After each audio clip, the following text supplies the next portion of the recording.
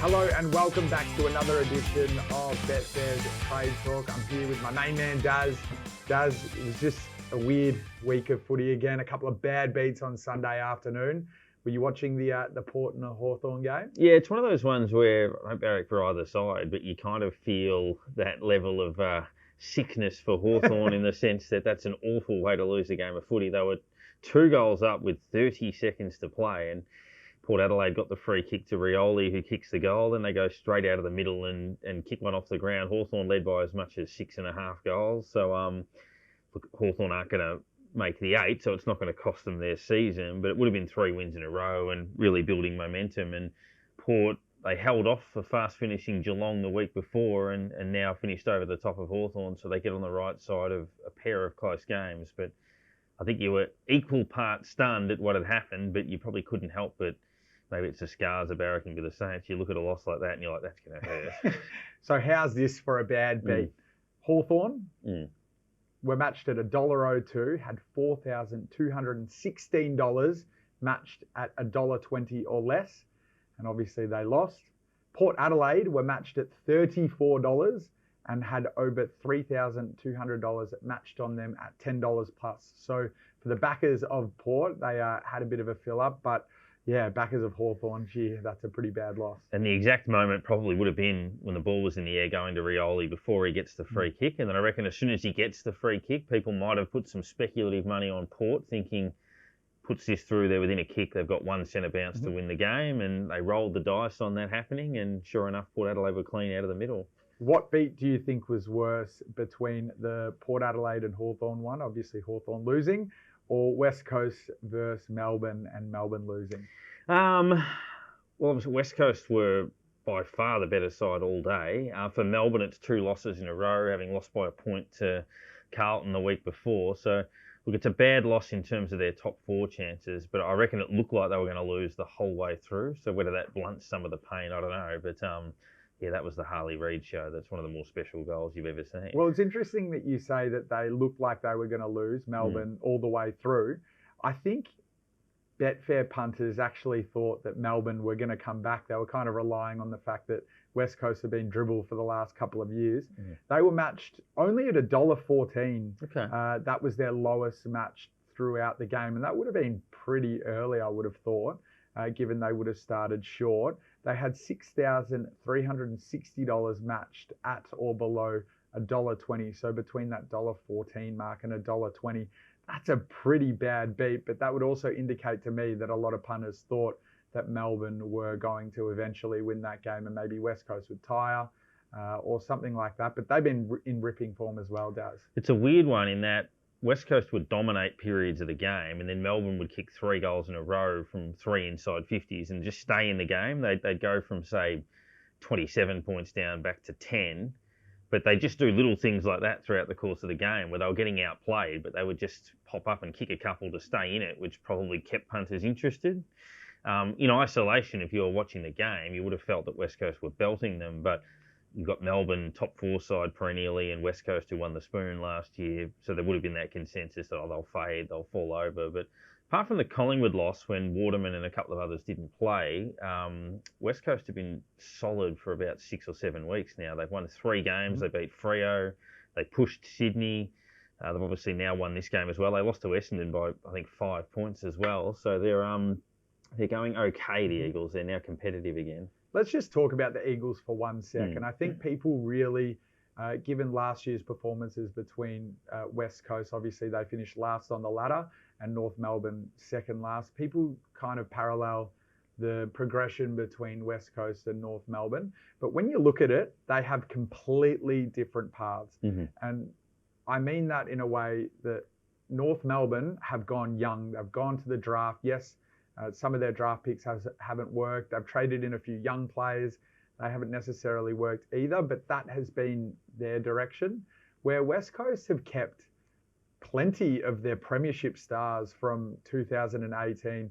They've obviously got Barras, Yeo, who else does? They've got McGovern in there. Gaff's been injured. Cripps is another one who's been on the list. Darling. Like we're talking 7 premiership players in there. throw in a couple of youngsters in Harley Reid. Waterman is leading the Coleman at the minute. We're going to talk about him in a second, or equal leading the Coleman. So the directions and the pathways between West Coast and North Melbourne are actually completely different. And I think people that are being really hard on North Melbourne at the moment probably need to understand, if they're connecting West Coast and North Melbourne and their progressions, that they got to understand that North Melbourne have gone the young path, and generally it probably takes a few more years in that way to be able to get some more wins on the board. But I think you look at someone like Carlton, who did the exact same thing, got rid of all their older talent and just went young. It saw Brendan Bolton get sacked. That was the reason why he got sacked. Melbourne were another example of that, when they got rid of Green, Bruce, McDonald, all of those players at the same time. Melbourne won a premiership. Probably Richmond as well went down that path. They got rid of all their older players. They had a dynasty, a few premierships. Carlton haven't quite won a premiership yet, but they have been favoured at stages this year. There's a lot of talk about what they're going to do in September. So probably people need to temper their expectations on North Melbourne just a little bit more, especially their supporters. Don't get jealous of what you're seeing out of West Coast. Trust the process. Trust Alistair Clarkson. And I don't think too much pressure is warranted. Daz, let's go to the Brownlow Medal. This is what most of the show is about. I love watching this Brownlow Medal. Yeah, and we could argue that Isaac Heaney has obviously been the main talking point for the most of it, but there's so much movement around, second, third, fourth line of betting in the Brownlow market. But tell us what the Brownlow Predictor is telling us from last round. So Isaac Heaney is predicted to have polled votes in 9 of the 10 games he's played this year, including the last 5. Now, he's predicted to be 4 votes clear of Nick Dacos. Nick Dacos is predicted to have 4 clear best on grounds in his last 5 matches and 13 votes in that period. So if you were looking at Nick Dacos' trajectory, so he's only predicted to poll in 1 game in the first 5 rounds. So maybe wait for the market to overreact on Brownlow night and back him at round 5 potentially, and think, well, we know he's not going to get votes, but when he doesn't get votes, he'll drift. So that could be a strategy. The other one with Isaac Heaney is, as much as he's predicted to get votes in the last 5 games, so is Chad Warner, and Errol Goulden has a best on ground in there as well. So you just got to weigh up whether Heaney's going to get 1, 2, or 3 in those matches. Even Nick Blakey had like a blinder in one of those games. So does he get 1 in all of them, 2 in all of them, a couple of 3s? That might be the difference between him leading and being level with someone like a Nick Dacos. Noah Anderson had a million touches on Thursday night. He's certainly one to watch, and probably Caleb Sarong, although he did most of his damage late on Saturday night. He continues to sort of sneak under the guard a bit. 2 votes predicted for him. Daz, I'm going to ask you a question. Who do you think is this year's Lachie Neale in terms of their prices and what you're seeing on the exchange and the Predictor and stuff? It looks like Noah Anderson to me at this stage. So he's on 12 predicted votes. So is Cripps. So is Butters. Butters is 17.50, Cripps 20s, Anderson 32. So nearly double the price of Zach Butters. You even look at, say, Tom Green, who's 1 vote further back. He's on 19s. Chad Warner's a vote behind him. He's 21. So Noah Anderson at this stage is considerably over the odds given where he's at. I actually think that this year's Lachie Neale, only because Noah Anderson's still a bit of a younger player, hasn't won a Brownlow.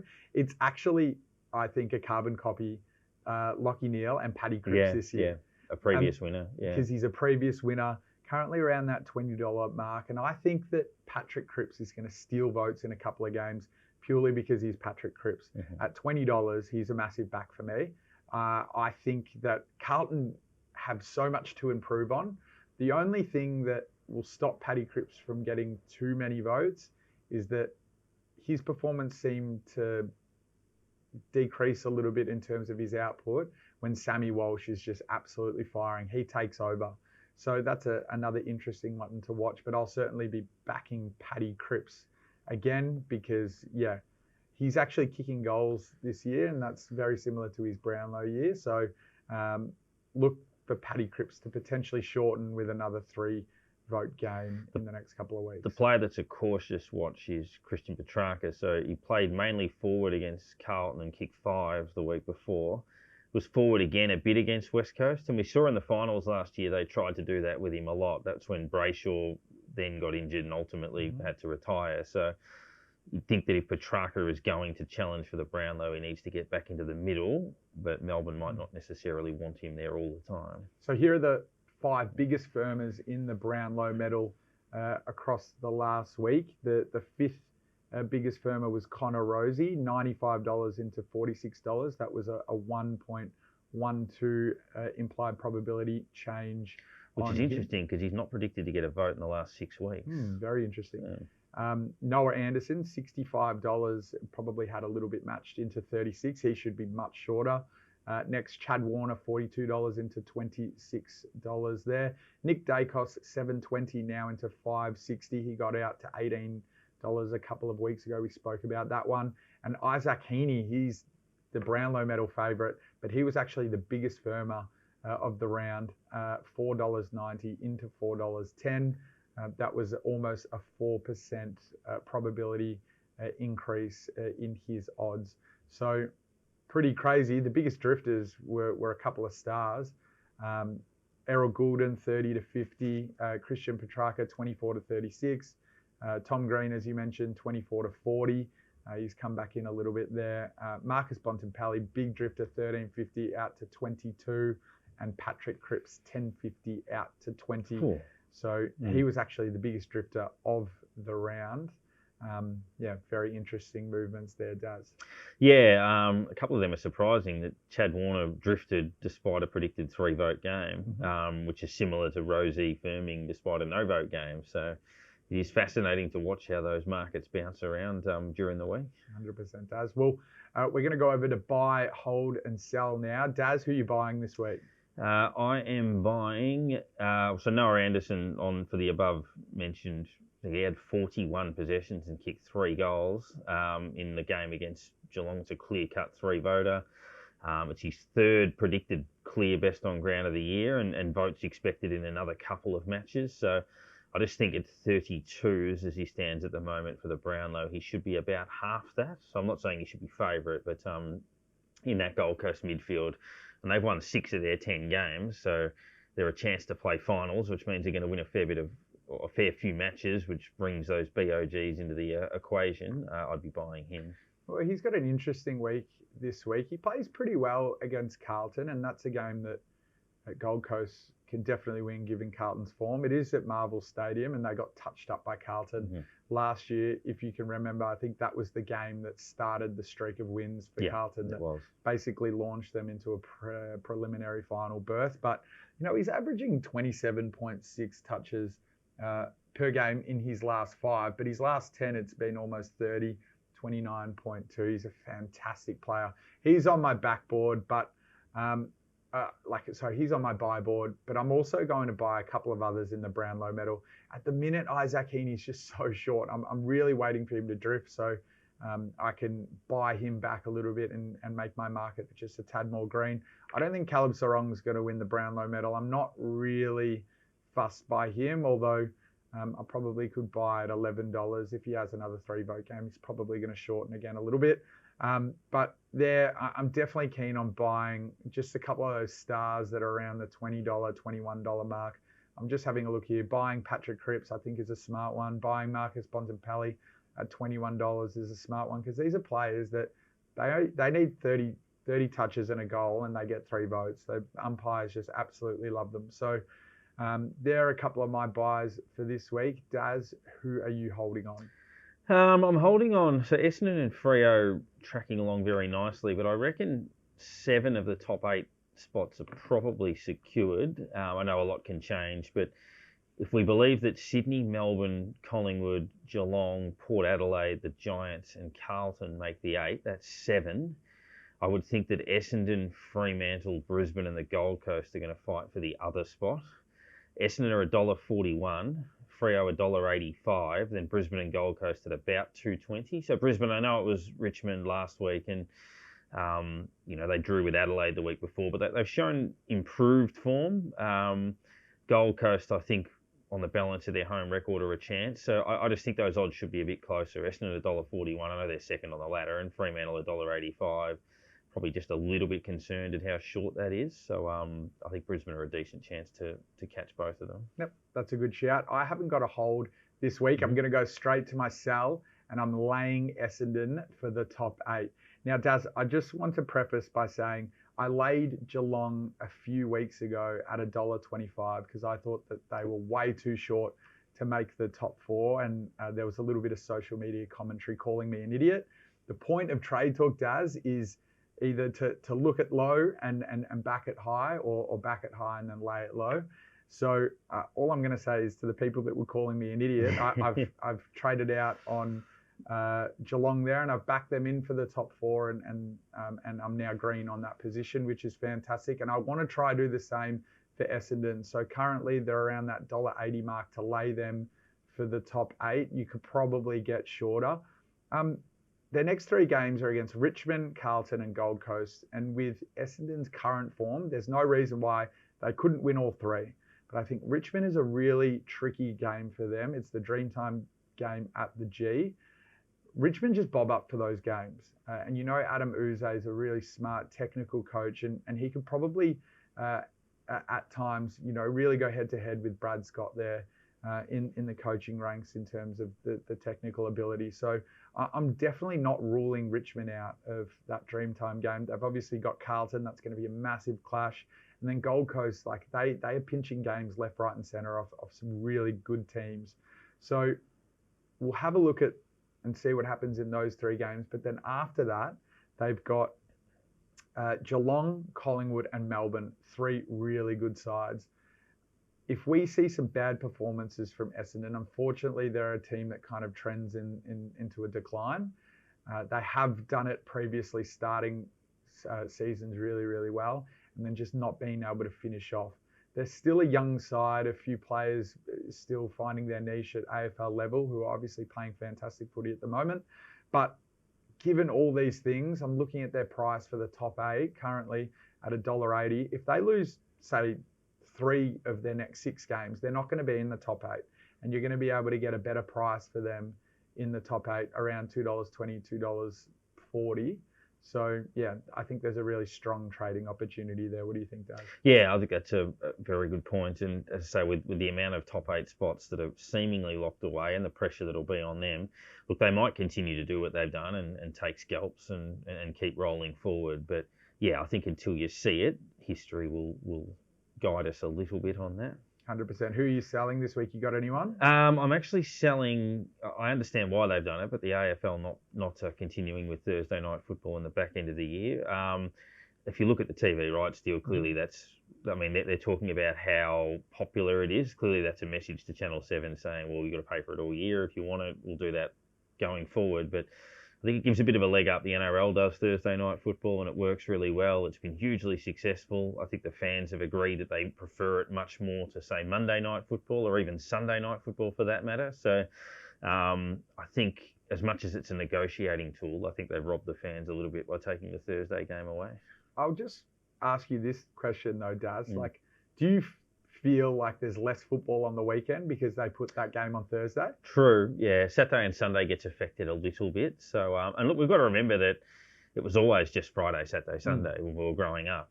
In some cases, not even Friday. So, yeah, it does rob the Saturday game a bit. And especially when you've had buys, you'd have a Thursday night game and then 2 sides don't play at all. It does shrink the weekend a little bit. I love Saturday footy, and I love it when they do Super Saturday and have 4 games. I also love 3 games at least as a minimum on a Sunday. I love being a little bit dusty on the couch and just watching footy all day. It's brilliant, and obviously opening up the Betfair account and having a look at some of those disposal markets does. But it's what you want to do on a Sunday, and I actually get really annoyed when there's only 2 games. I like the early game starting at 1:10 into 4:40 into the one later at 6:50. Particularly when one of the Sunday games might be less than desirable. Yeah, like it's such a good call as well. Yeah. So I'm actually willing to sacrifice a Thursday game. I'm finding that Carlton have played in a few of them, and I've gone to a couple, and while the atmosphere has been brilliant and Carlton have secured a couple of wins, it's been a bit damaging on the wallet going and buying a couple of beers at the footy. Now, I mean, that's a lay bin that we can talk about. Going to the MCG and paying $14 for a pint, it's really, really hurting the wallet. But it is what it is, Daz. Let's talk about some of the games we're looking forward to this week. We obviously touched on Carlton and Gold Coast and how that was the launching pad for Carlton season last year. I don't quite think Gold Coast are in a similar position. I think they're playing really good footy. But you know, there is the fact that they've come down. They obviously had a brilliant win against Geelong, but that was in, you know, hot, humid conditions in Darwin. That probably has to play some sort of role in how they're going to feel going into this game, right? Yeah, and we still look at some queries on them on the road this year. So they had the poor performance against the Bulldogs in Ballarat. Admittedly, that's a different environment to, say, Marvel Stadium and what that might be for them. But this is the next key for Damien Hardwick's development of that side. That they're playing they won't have any crowd support really at all against another very good team that's had a good record at home. Can they stand up and at least be ultra competitive in that match? So we saw last year they got belted. Carlton beat them by 11 goals, I think, at the MCG. That they tend to, I think this is at Marvel. I think they tend to play Marvel a bit better than the Gs, and they don't play the G often. So maybe Marvel will help them a little bit in this. Yep. Any other games here? You got them in front of you? There's a few, I guess, the old 8-point games. So the Bulldogs had a good win over the Giants, who are struggling a little bit. Can they compete against the Swans on Thursday night? The league leaders, Sydney, are taking all before them. So that'll be an indication as to whether the Bulldogs can shake up the lower part of the 8. Cats and Giants. So Geelong have lost 3 in a row. The Giants have lost 4 of their last 5. So both of them need a win. The Giants have gone from 5 and zip to 6 and 4. And then Fremantle Collingwood. So Fremantle doing most things right.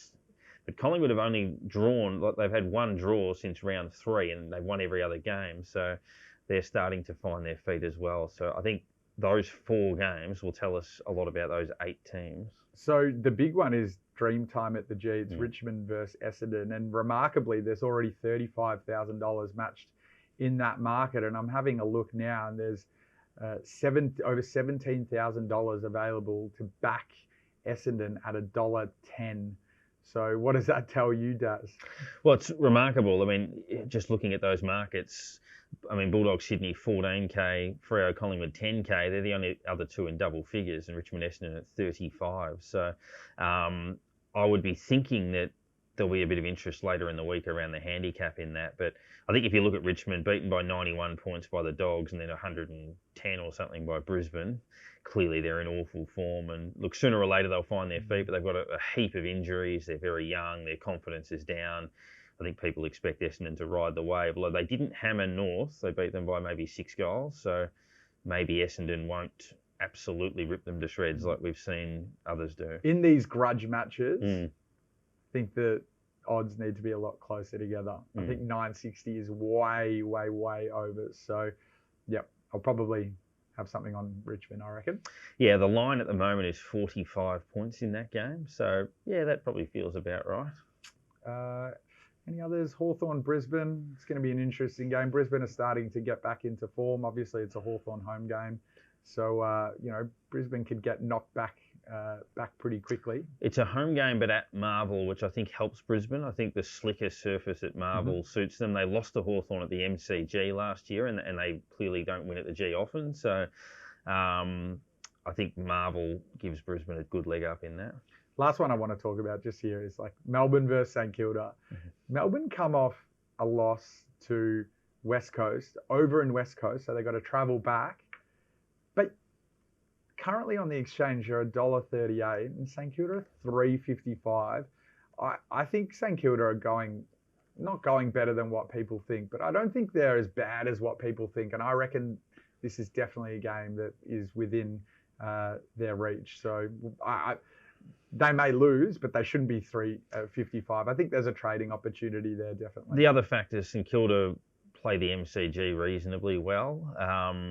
St Kilda have been competitive in pretty much every game despite their struggles. They generally ask a few questions. They're hard to score against. Dees probably have their measure, but coming back from Perth and back-to-back losses, so yeah, you never know. I think that could be closer than maybe the odds would suggest. Well, there are a few games that we're going to talk about. Hopefully, we get some of the results to go our way. We'll put some of our betting strategies up on the Trade Talk page, but yeah, just make sure you subscribe to Trade Talk so you can obviously not miss any of the action. But good luck for the weekend, Daz. Hopefully, some of our trading strategies get up. But until next week, we'll see you later on Trade Talk.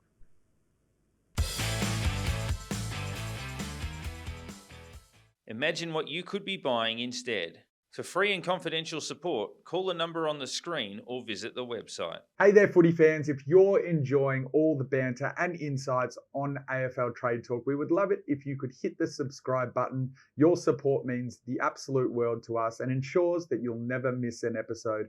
And while you're at it, why don't you leave us a quick rating? It helps us grow and keeps the Betfair trade chat going. Thanks for tuning in, and let's keep those predictions rolling.